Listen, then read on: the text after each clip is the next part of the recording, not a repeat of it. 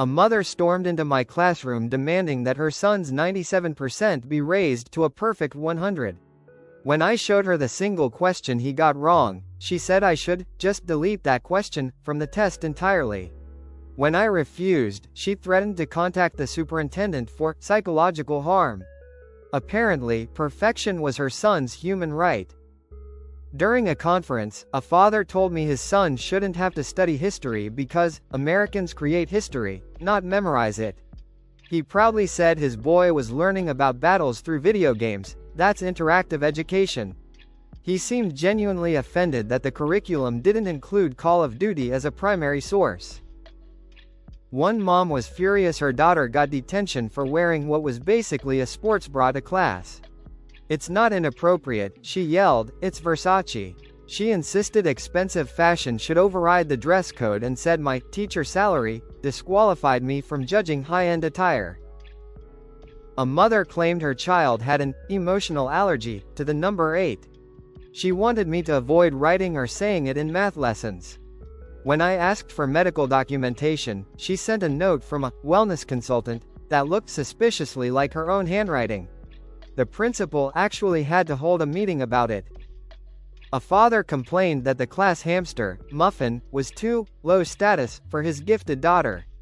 He suggested we replace it with a symbolic animal, like a falcon or baby alpaca, to elevate classroom energy. He even attached a brochure for luxury pet rentals. Muffin remained unimpressed. One parent taped a note to her son's shirt that read, "He doesn't eat anything green." When the cafeteria staff offered him broccoli, she showed up screaming about vegetable tyranny. She called salad emotional abuse through fiber. We still laugh about it. At a PTA meeting, a parent suggested we purge every book written before 2010 because kids don't relate to old stuff. She called Shakespeare a dusty influencer from before Wi-Fi, and said his plays were toxic for Gen Z attention spans. The librarian nearly passed out. A dad once asked us to skip teaching about other planets. He believed that learning about the universe would distract children from America. His exact words were, "Earth is the main character. Everything else is background decoration." He later emailed me a meme of the solar system with the US flag in the middle. A mom came in to dispute her son's C grade on a rainforest diorama. His project was an empty box with a single plastic lizard. She said it represented the emotional void left by deforestation. It was deep, she said, art, not science. The rubric disagreed. One mother demanded a suspension for a boy who looked at her daughter with bad energy. She said it was psychic bullying, and offered to hire a spiritual cleanser for the playground, if the boy's parents paid for it. HR still has the email printed and framed. A dad wanted his son to sit in the front row because front row people become CEOs. When I explained seating was alphabetical, he threatened to legally change the kid's last name to Ardman. I wasn't sure whether to laugh or call a notary. A mom excused her son from gym class for the entire semester because he just got a precision haircut. She attached the $180 salon receipt as medical evidence. She said sweat was an environmental hazard to his scalp. One parent wrote a furious essay about how we shouldn't teach evolution because her son knows the truth from Jurassic Park. She called the film a documentary Hollywood doesn't want you to believe. She even offered to donate a Blu-ray copy for curriculum enrichment. A mother once called to complain about the school bus color. "Yellow is aggressive," she said. "It overstimulates my mornings." She asked if we could repaint it a calming beige. The transport manager politely explained that federal law didn't care about her color palette. At a meeting about her daughter's failing Spanish grade, a mom suggested I just speak English with a spicy accent instead. She said that would count as immersive bilingual learning. Then she did a demonstration that would have made a telenovela cry. A father offered me $300 cash to bump his son's science project grade. It was literally a paper volcano with a cup of vinegar in it. When I refused, he said, "Come on, be entrepreneurial." I told him ethics weren't for sale. He said that attitude was anti-business.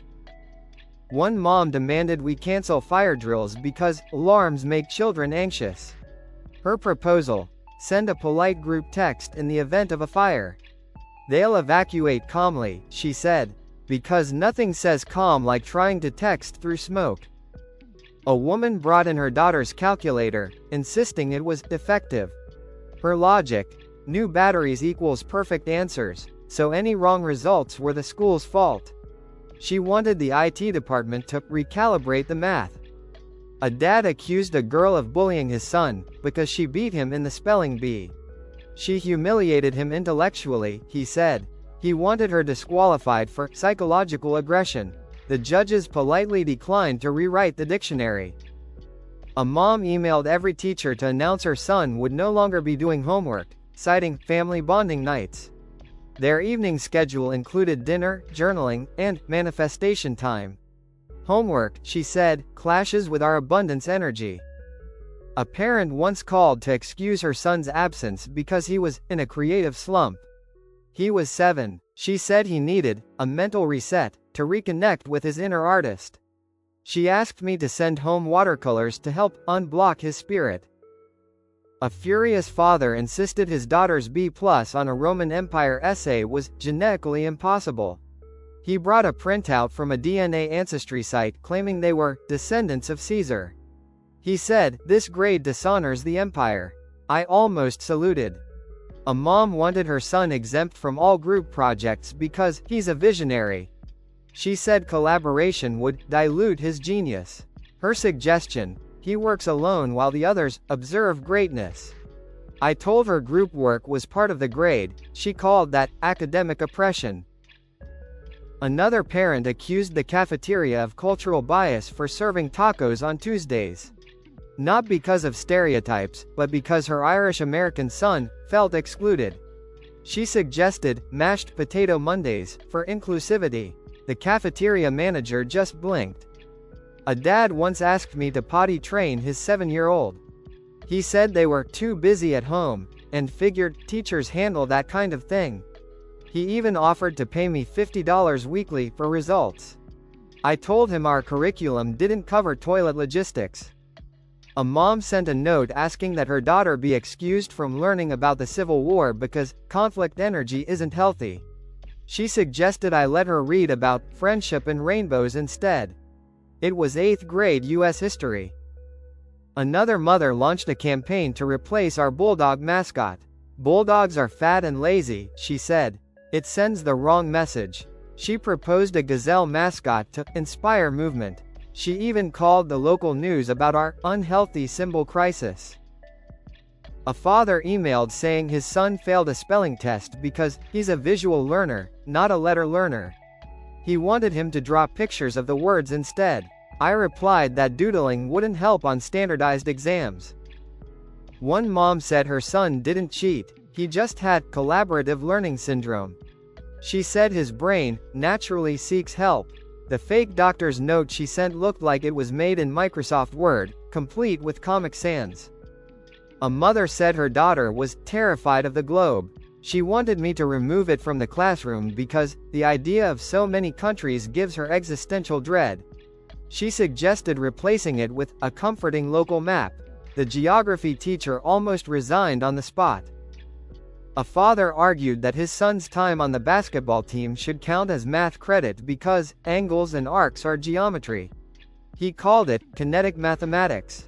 I said slam dunks don't equal algebra. A kindergartner showed up with a full sushi platter for lunch, raw fish and all.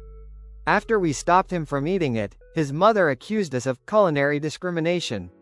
She said denying him sashimi was suppressing global taste exploration. One mother spent an entire parent meeting trying to sell me essential oils. She promised academic focus if I diffused her blend during tests. When I declined, she offered me a discount code and asked if I wanted to join her sales team. A father called to complain the school Wi-Fi was too slow. His son was trying to stream Netflix during class, and buffering was affecting his mental health. He wasn't mad about the distraction, just the lag. Finally, a mom demanded I curve grades to feelings. She said her daughter's self-esteem was dropping and asked if I could grade based on effort energy instead of accuracy. I told her that's not how math works. She sighed and said, "That's such a fixed mindset."